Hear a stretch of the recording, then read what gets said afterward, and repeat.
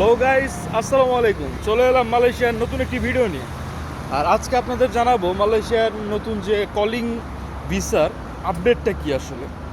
বর্তমানে মালয়েশিয়াতে কোনো কলিং ভিসা হচ্ছে না। আর আপনাদের যদি কোনো দালাল এরকম বলে যে হ্যাঁ কলিং ভিসা হচ্ছে, আপনারা টাকা দেন বা পাসপোর্ট জমা দেন, বা যদি এরকম কোনো প্রলোভন দেখায়, আপনারা আগে সতর্ক হয়ে যান। কারণ বর্তমানে মালয়েশিয়াতে কোনো কলিং ভিসার কাজ হচ্ছে না। বাট আশা করা যায় সেপ্টেম্বর নাগাদ কলিং ভিসার কাজ শুরু হয়ে যাবে। আর কলিং ভিসার কাজ যদি শুরু হয় তাহলে প্রথমে কিভাবে আসবে? প্রথমে সরকারিভাবে তারা লোক নিবে। মোটামুটি আশা করা যায় সেপ্টেম্বর থেকে তারা সরকারিভাবে লোক নেওয়া শুরু করবে। এরপরে আসলে শুরু হবে বেসরকারিভাবে লোকজন নেওয়া।